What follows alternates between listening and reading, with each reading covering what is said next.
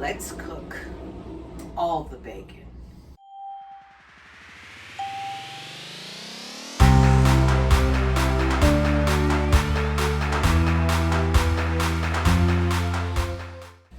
Good morning, everyone. Welcome to Carrie's Culinary Crafts, where we talk all things food.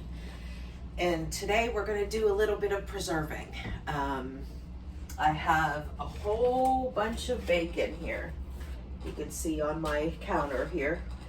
I'm going to go ahead and preserve this bacon. I'm going to do two separate things with it. I'm going to be cooking it all.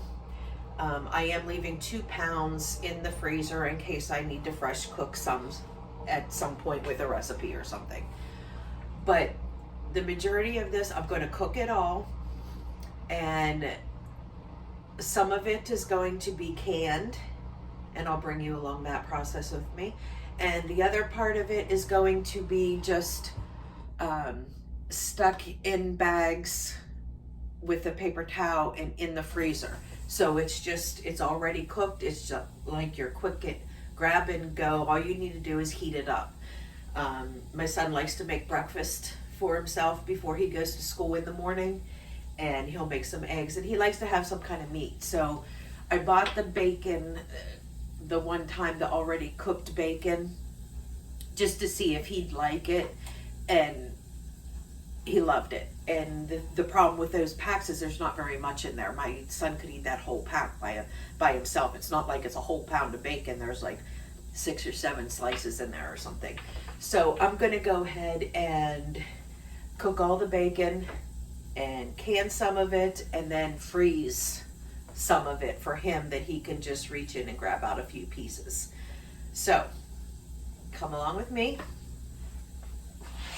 and let's do some bacon. Okay, I'm gonna get started with cooking this bacon. Now I'm gonna try and do as much as I can at one time. So what I have going on here, I've got 2 giant sheet pans, and I have them wrapped in foil, because you know we got to save the bacon grease. That's good stuff. Okay, so I have 2 pans lined with foil there, and then whatever I have left over, I'm gonna have some pans going on the stove. Just trying to make this as fast as I can. I have the oven preheating, going up to 400 degrees. So I'm gonna go ahead and get this bacon opened up and on the pans. Most of this stuff, because I'm gonna be touching bacon and stuff, I have gloves on, but I'm just gonna leave the camera run. I'll probably speed it up for you guys so you guys don't have to sit here and watch this boring process. But bacon time.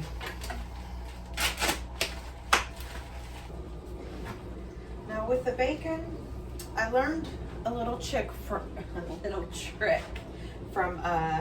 Jamarelle Stewart. I don't know if you guys follow her or not, but I've been watching her for years. But what she does is she twists her bacon and puts it on the pan, because it allows you to get more bacon on that pan, which is pretty awesome, because when you're laying bacon flat, it takes up a lot of space, but it shrinks. So if you do this twisting method, it takes up less space and you can fit more bacon on your sheet pan. Now because they shrink, I am going to put them, fairly close to each other. And I am cooking them fully.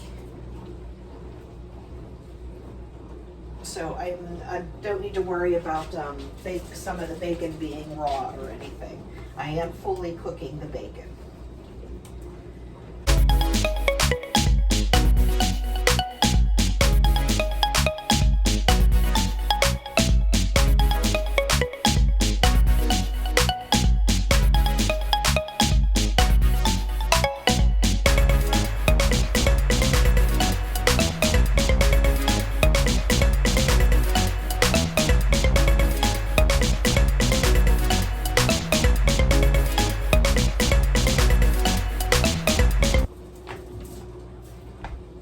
is only the second time that I'm actually cooking it and freezing it, because we just found out that, you know, it works really well.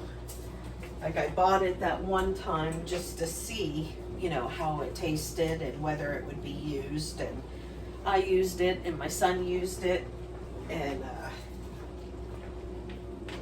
it was really good. I loved the idea of it. However, I didn't like the price of it. It's only like a 6-ounce package or something like that, and it was like $7. Like, no. And I know, guys, if you go to like a farm or something and you get a half a pig or a whole pig or a quarter of a cow or whatever, it is a much more expensive upfront cost. But when you look at the price per pound, because even with the farms, you'll pay per pound. It is way cheaper than buying at the grocery store. Like, when you buy, just talking for examples, like if you buy a quarter of a cow or half cow or whatever, and you pick the cuts of meat you want filet mignon, you want hamburger, you want, I hit my preheated temperature.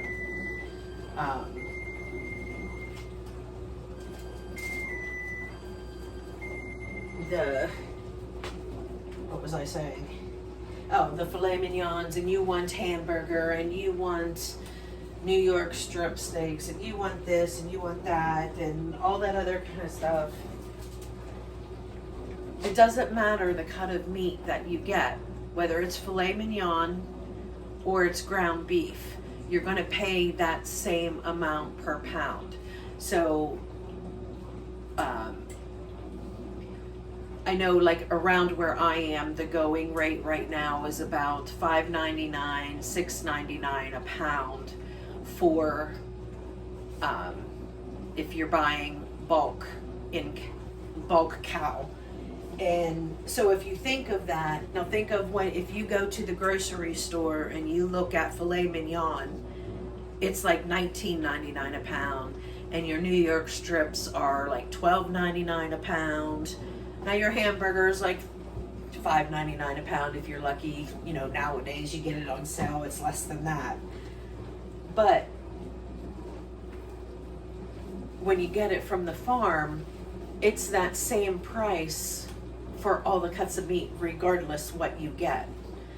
So it's definitely a much better deal. However, I do understand that a lot of people don't have that upfront cost, because it is a lot. Oops, I need to switch these first.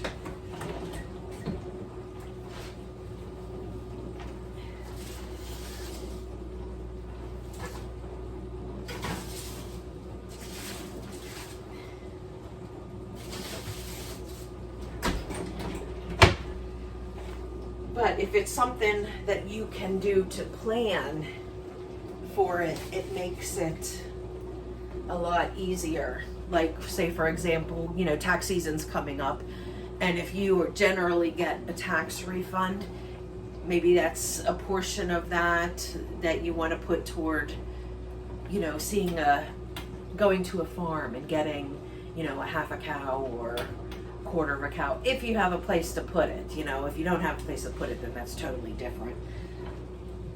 But I'm just talking costs here. Costs per pound is a heck of a lot cheaper if you do the bulk route instead of going and buying your individual steaks. I normally do Butcher Box, which this isn't sponsored by them, and I've been using them for a couple years, and they're grass-fed, grass-finished meat, and they have seafood, and it's like salmon comes from Alaska, everything is wild caught. It's very sustainable product. I love their product. So I get the packages from them, and you can choose from like a large package, a small package, and you can choose the cuts of meat that you want. It's kind of like your own farm butcher, but it is like frozen and then shipped to your house.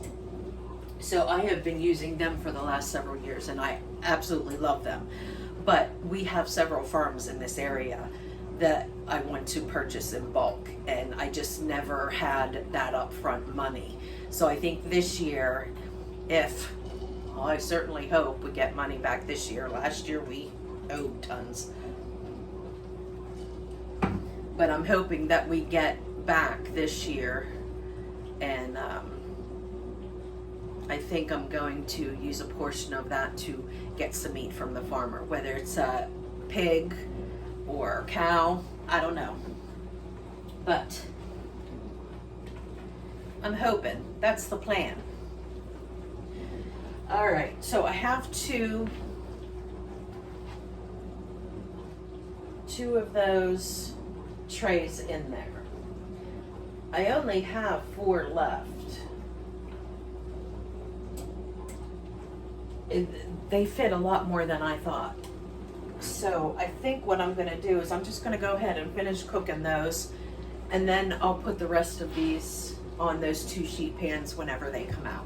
When they come out, I will dump all the grease. You know, we've got to save that grease. I will put it through a nut milk bag so it catches all the debris and only the good fat goes through. So I'll get all of that, and then we'll put another batch of bacon in, because I think we'll be able to do all of this with the next 2 sheet pans. So that works out good. And I won't have to get 2 pans dirty as well. So okay, I will bring you back when I get to the next step. Okay guys, I'm gonna take the first bacon pan out. That looked delicious. And I'm gonna leave the other one in here, but I'm gonna move it to the upper shelf while I work on this. And what I'm gonna do is I'm gonna take the bacon off of the sheet pan, put it onto this other sheet pan. It's lined with foil and paper towel.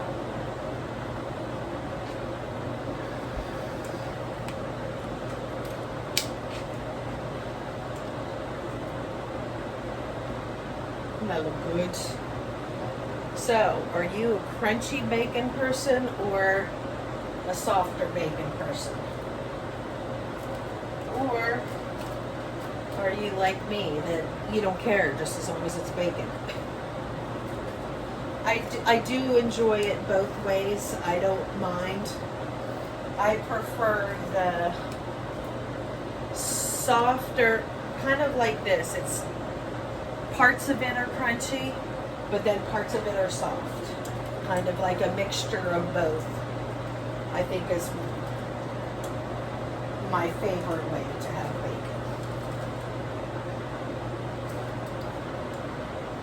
So, but all this bacon is cooked through.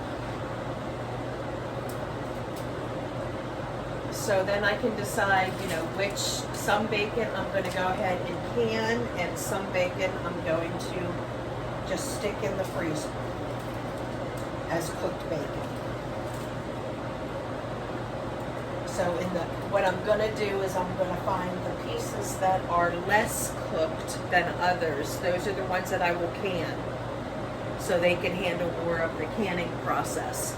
The ones that are more cooked and closer to crunchy, I'm going to use those and stick those in the freezer. A wide mouth pint jar to hold all the grease. Now, what I use, I kind of have a double thing here. This is called a nut milk bag. I got this when I make almond milk all the time, so I could strain the almond pulp out and just have the milk go through. So I use this. It's a super fine sieve. You can also use cheesecloth. You just might need to double or triple it to make it a finer sieve, but this is super fine. So I put this as my last layer of straining. So I put that on first, then I have my canning funnel here, which will hold that nut bag in place, and then I have another strainer here. It's fine, but certainly not as fine as this. So this will get some of the big chunks out, because you really don't want chunks in your bacon fat. You want it to be as clean as possible, because if it's clean, it has a much longer shelf life. You know, you can pretty much leave it in the refrigerator or freezer indefinitely if it's completely clean. But if there are those little chunks and bits in it, that is what can go rancid. So that is what can make the shelf life tremendously shortened if you have those little chunks in there. So that's why I do this double method. That way I get absolutely everything out, and then as long as I have it in my fridge or my freezer, then it's pretty much indefinite. Okay. We'll get the other one out so we can do the other bacon fat, and I can go back and forth to make sure that I get it as filtered as possible.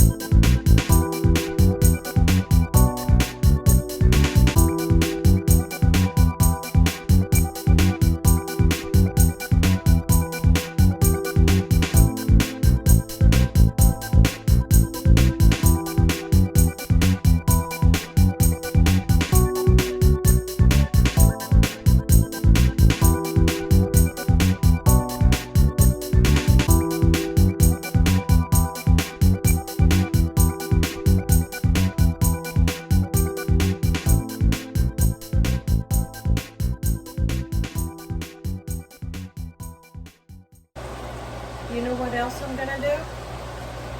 Since I'm using this pan, cook up the bacon. I'm gonna leave that bacon fat in there and I'm gonna cook my burgers in it. It's gonna go out and do it on the grill.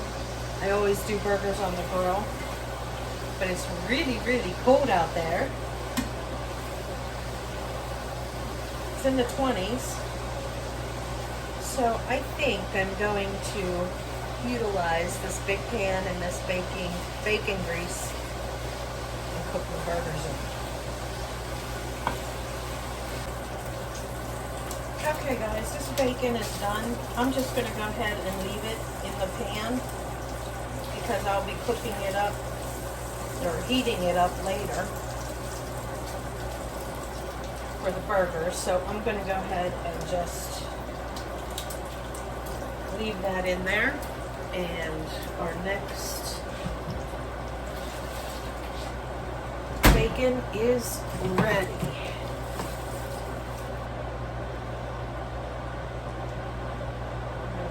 This round is done less than that other sheet pan. So I think I'm just going to save this sheet pan to do all canning. And then the other sheet pan, since it was done more, I am going to do that, put that in the freezer as already prepped bacon. Sounds like a fantabulous idea to me.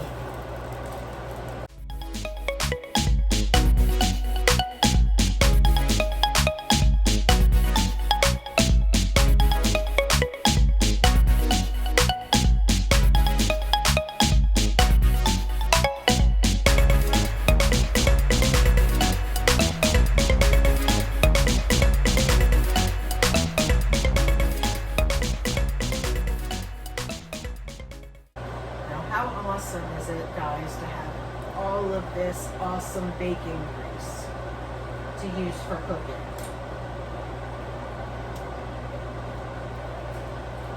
You know, if you render your fats from everything that you cook,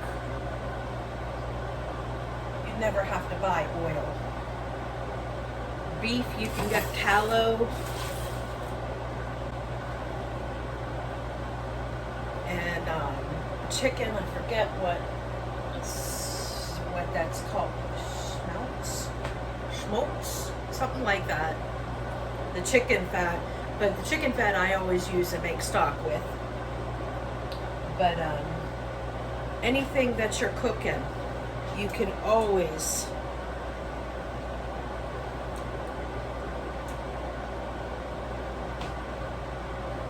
bacon. You can always strain it and save it. Put it in the fridge. You have all kinds of bacon. You have all kinds of fat. And you don't need to buy fats. Just keep that in mind. Since I did decide on this one, be doing all of this sheet pan in the canner, I could go ahead and pull this other one out. Although it seems a little more done than the last one, but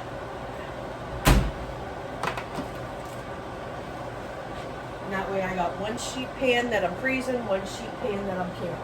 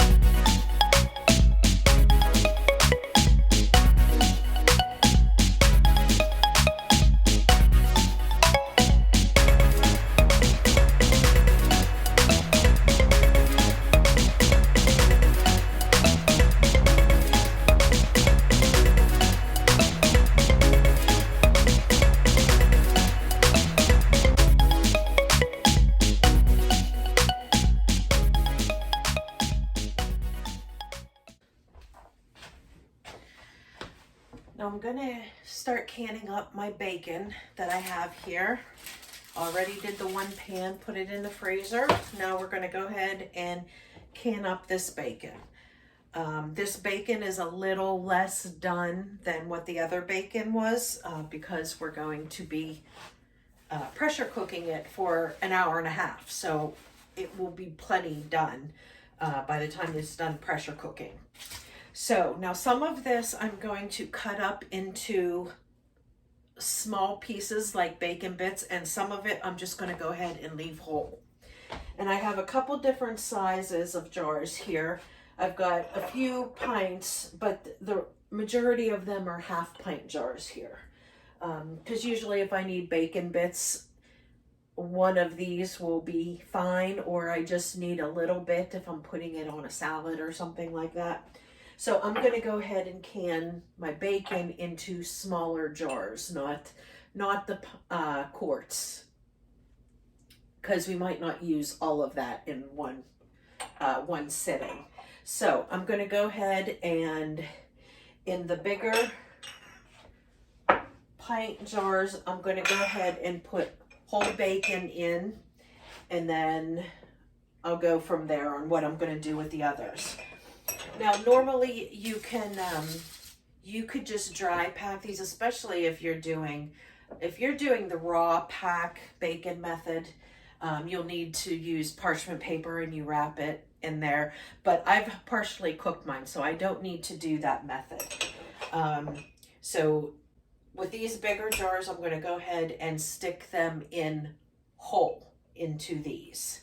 Now, the majority of the bacon, you're still going to get plenty of fat rendered into your jar with your bacon.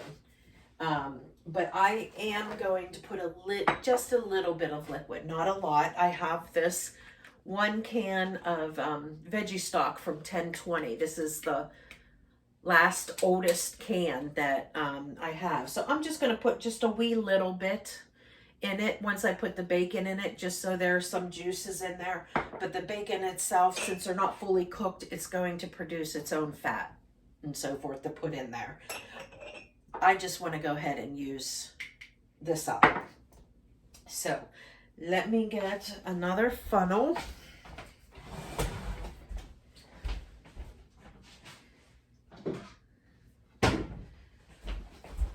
And we can go ahead and start with some more bacon. Now, all of this bacon here is cold. So with the bacon for the canner, I have cold water in the canner as well. Whenever you're canning, you want to have all the same temperature of everything, so you won't have any like broken glass jars and so forth. If you put a cold jar into boiling water, it could shatter, and that's just wasted food and a wasted jar. So since this is totally cold, I just put cold water in there, and I'm going to go ahead and fill up these jars and get them in the canner.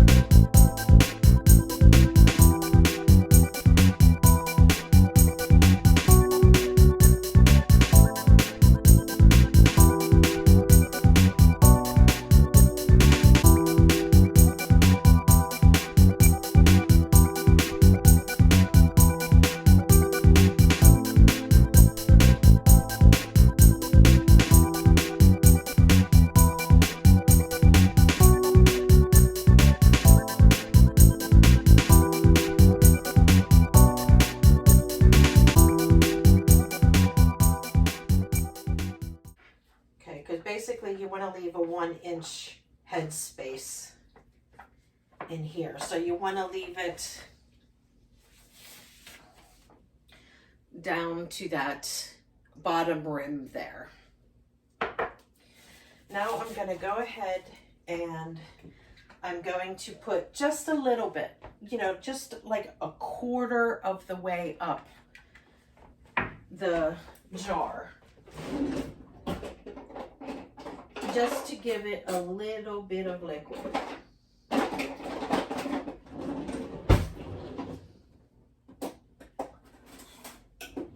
I got my little wooden skewer here to debubble. And you could use any stock. This is just a veggie stock, but it's what I had that is from 2020 that I wanted to go ahead and use up. So just going to pour just a little bit. That was a little bit more than what I wanted.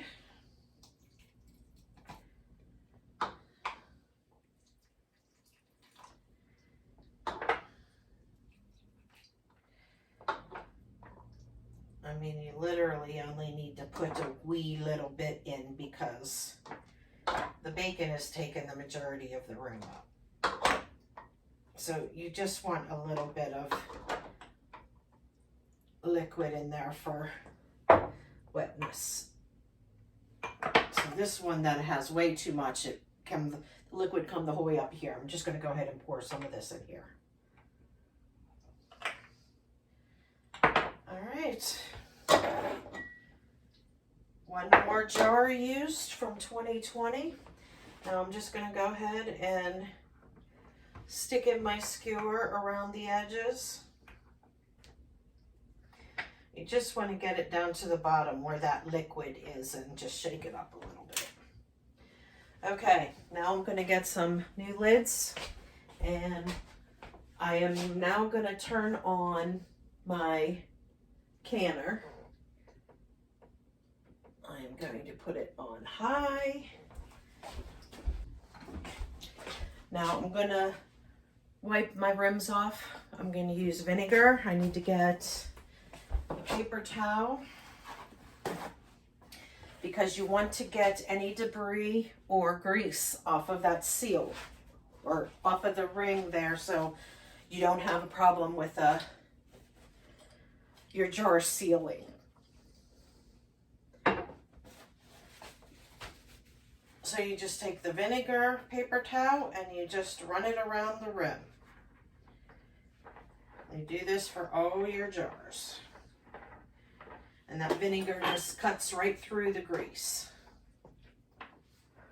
And then also when you're doing this with the vinegar, you can feel around the lip just to make sure that there aren't any cracks or little chunks taken out of your glass, because that will also cause your jar to not seal.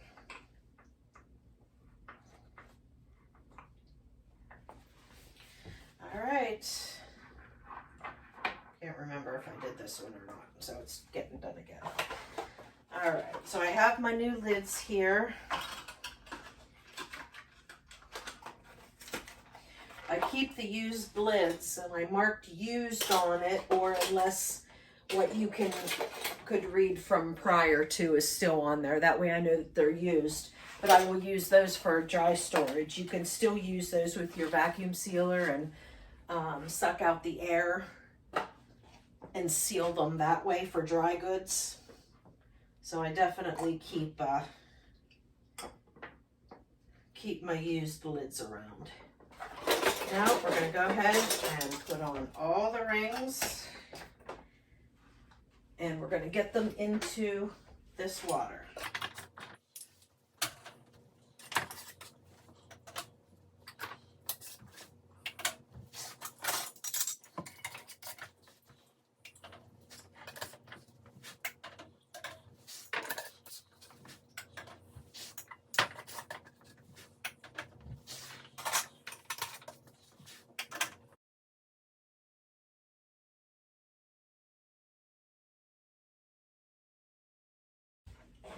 And what I have here, in case any of you want to know, this is the granite ware canner. I have a granite ware canner and I have a Presto canner. And then I have several water bath canners, but my two pressure canners are granite ware and Presto. I would love to have an all-American one, but I have not got to the point to purchase that yet. All right, I have all of them in here. Oh, almost forgot. I'm going to put a little bit of vinegar in your water. That just stops your jars from being cloudy, because you get that residue from, you know, the heat and the water in there. Plus it helps with the grease because we're doing bacon. So I put a little extra than what I would normally put in there just because of the grease. Okay, so we're going to let this come up to pressure. I'm going to put my lid on, turn it to lock it. I'm not going to put a weight on it yet. We need to bring this up to pressure and we need to vent it for 10 minutes. Not sure if I can't see if you guys are seeing the right angle or not. So from here, there's going to be, once it starts to boil and it comes up to pressure, steam is going to start coming out of here. So once that steam starts shooting out in a steady stream, we're going to set the timer for 10 minutes. And we want to let that continue to steam for 10 minutes. Once it's done that for 10 minutes, that is when we will go ahead and put our weight on according to wherever you live, like how many pounds of pressure you need. So we're just going to put this on, and then this will start to rock back and forth. Now, once that starts to rock back and forth, that is when you want to set your timer. Now, the biggest jar that I have in here is a pint. So for pints, you want to do 75 minutes. If you by chance do quarts, even if it's just 1 quart in there, you want to do it for the longer period of time. So if I had a quart in here, I would set the timer for 90 minutes once this starts rocking back and forth. But since the biggest I have is pint, I'm going to go 75 minutes. So we will do that once we have the steam coming up for 10 minutes. It comes to pressure. We'll put the weight on it, and then we'll set the timer once it starts jiggling. But for now, I'm going to go ahead and we're going to wait until this starts to steam here.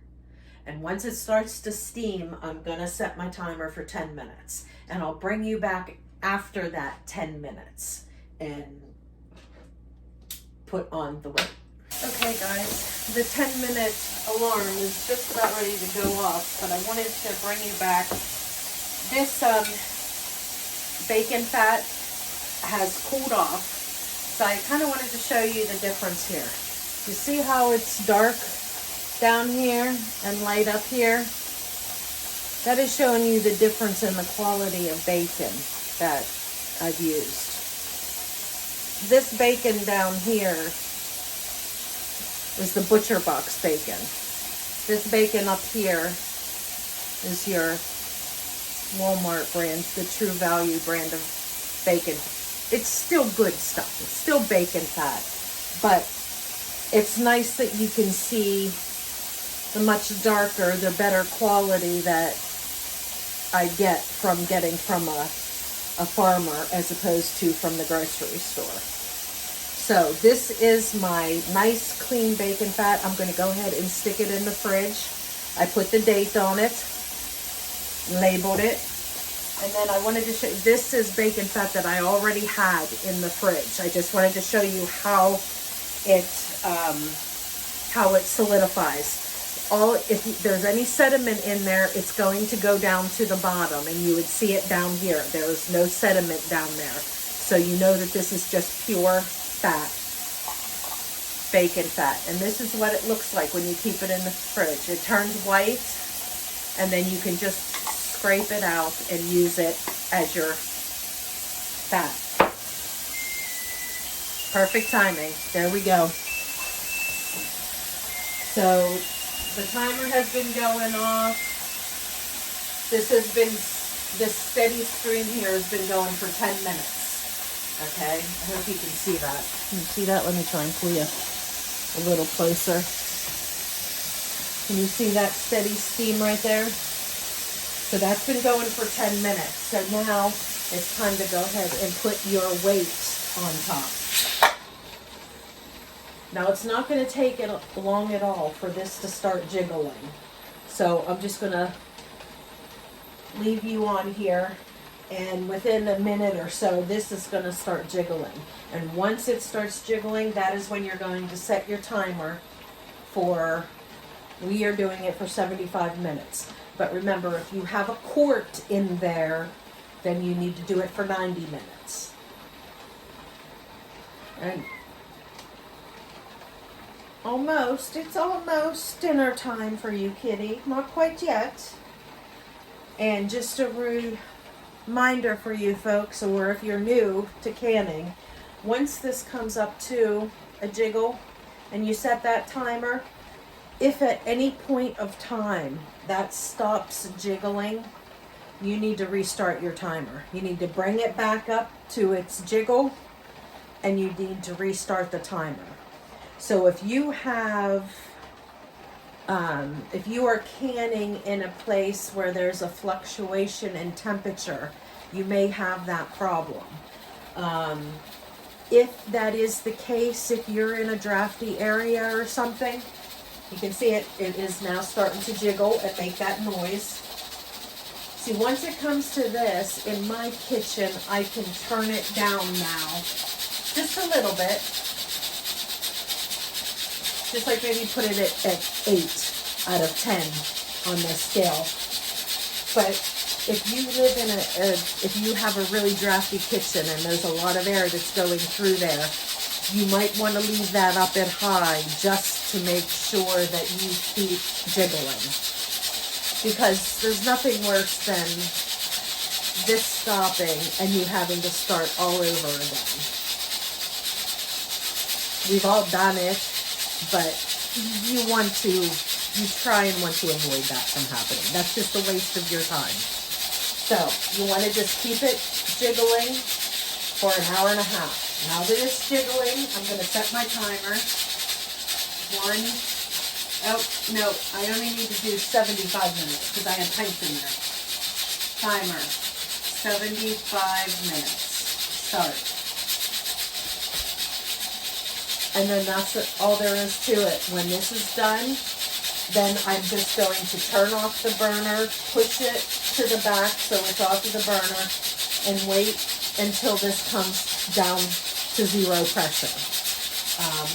It takes 20 minutes, half hour maybe, but when you can lift this off and no steam comes shooting out, then you know it's brought down the pressure. So once you do that, then you can remove that, and then you can open up your canner at that point in time, once all the pressure is released. Okay, I will bring you guys back in 75 minutes.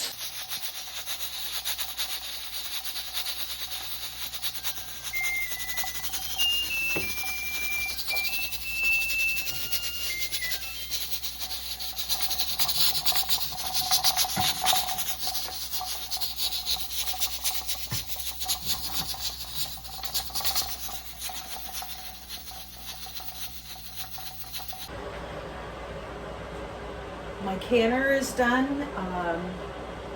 I took it off the burner and left it sit there until all the pressure went down to 0. And I'm going to go ahead and remove this, the weight, and there's no steam coming out the top. So I'm going to go ahead and open up the canner. Always remember, open up the canner away from your face. So if there's any type of accident, it's not coming in your face. Like, you don't want steam rushing in your face. If for some reason a jar decides to explode or something, your face is protected. You always want to keep your face protected. Just open up slowly. See all that steam coming up? And now I'm just going to go ahead and let them jars sit there just for a few minutes so this outside air mixes in with how hot that canner is. So you just want to kind of let them sit there for about 5 minutes so they get a little bit of acclimation to the temperature outside. And then we will remove the jars and we will sit them on this drying mat, and I'll just sit them there and I won't even touch them until tomorrow.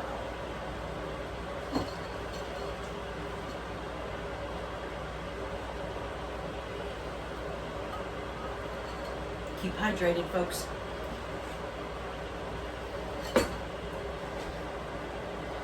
All right, guys, it's been more than 5 minutes, maybe closer to 10 minutes, but I'm gonna go ahead and pull out my jars.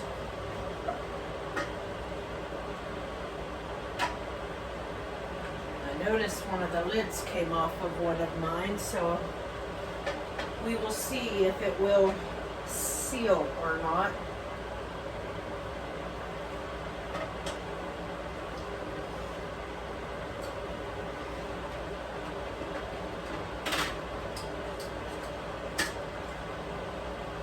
Okay, this one, I'm just going to try and wind that on a little bit, not tight, just to hold the lid in place, and we'll see if it seals. If it doesn't seal, then I'll just stick it in the refrigerator and we will use that first.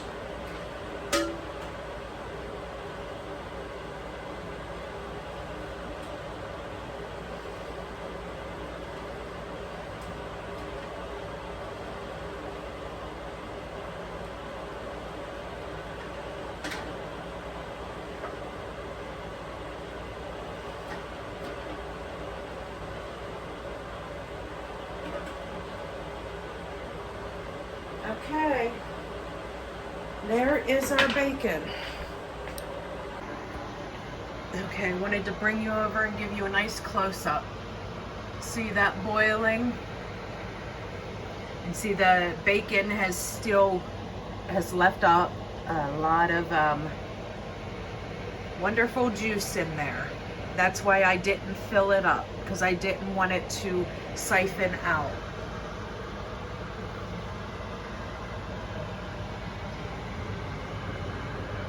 And that, my friends, is home canned bacon.